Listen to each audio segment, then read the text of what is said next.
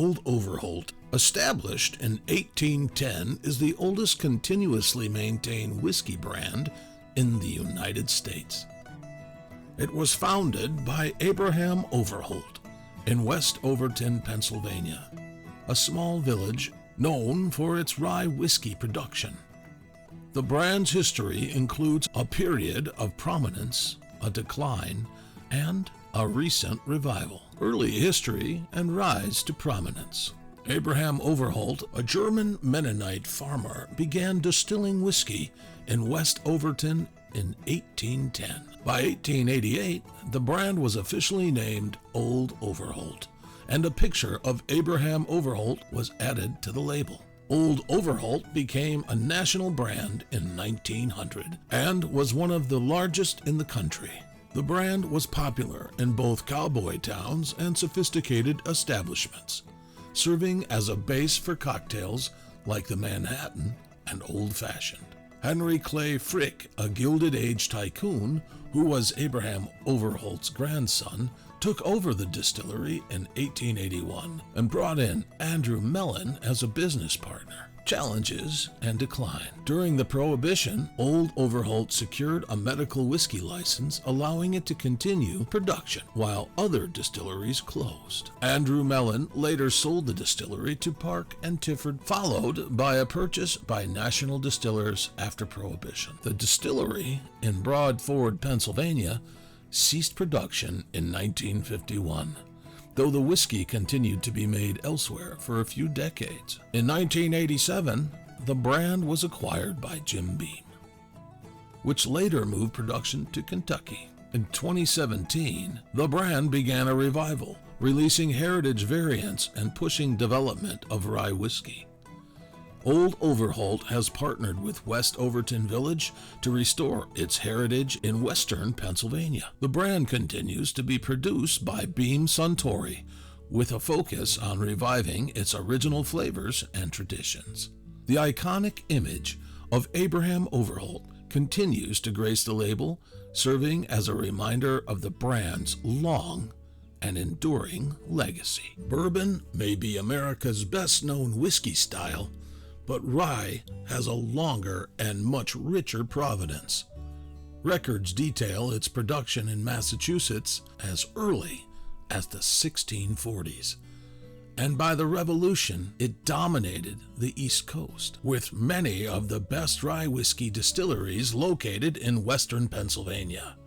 But the country's love for the layered, spiced flavors of Pennsylvania rye whiskey did not survive Prohibition. And by the mid-20th century, the state's legendary distilleries were headed to extinction. Today, old-fashioned straight rye whiskey is finally making a comeback, and pre-Prohibition Pennsylvania rye is especially coveted. That's true not only because of its complex flavor profile, but because each bottle is a unique experience of history, and none more so than Old Overholt, one of the oldest continuously produced American whiskeys. I'm Jeff Moore, and you're watching the Poor Guy Whiskey Review. And obviously, we are discussing Old Overholt. Now, I'm not gonna lie.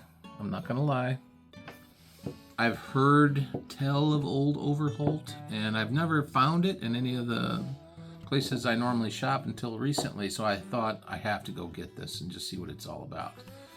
And it's got a pretty amazing legacy, as you already saw in the video. And the one thing that wasn't covered in the video was that it's non-chill filtered, and it's sitting roughly at, well, it is exactly 86 proof. So it's, it's not super high proof, so it's going to be, I'm guessing that it's going to be more mellow than, say, something that comes in piping hot with a higher proof point. But I prefer the piping hot, higher proof stuff. So let's give this, let's wet our whistle, shall we?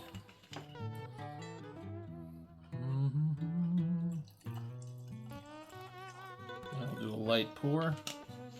All right.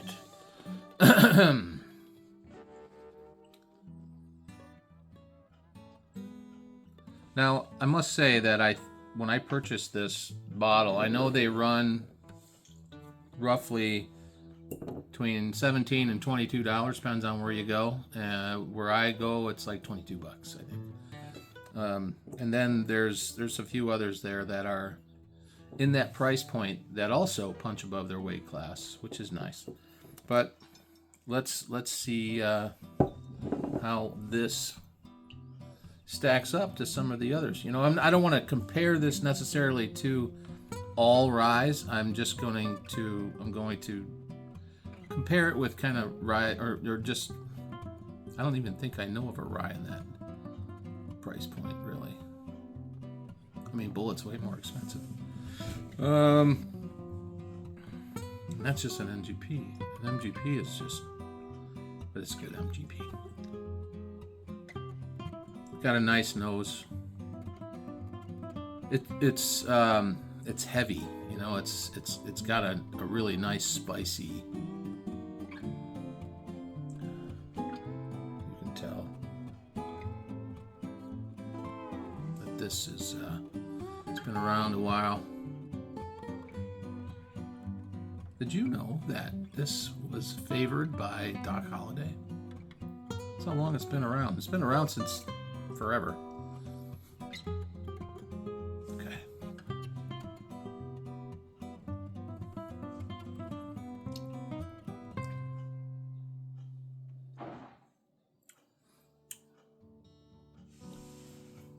Okay, so I'll do a couple different things. First thing I want to do is state that this is nice.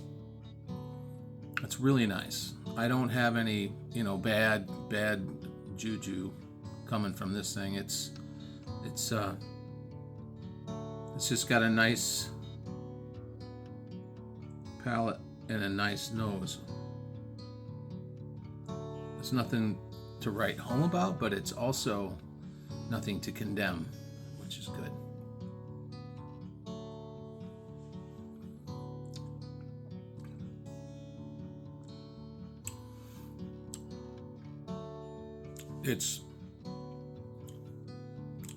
It's a bold rye, meaning that it has certain qualities that I really like in rye, and a few that I'm not used to, but I like it in there. It's got more of the baking spice, and there is a bit of sweet tea in there, but it's got like a leathery kind of tobacco. It's not super sweet.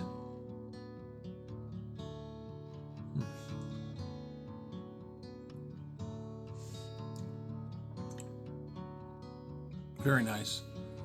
I have tried it before, as you can see right here.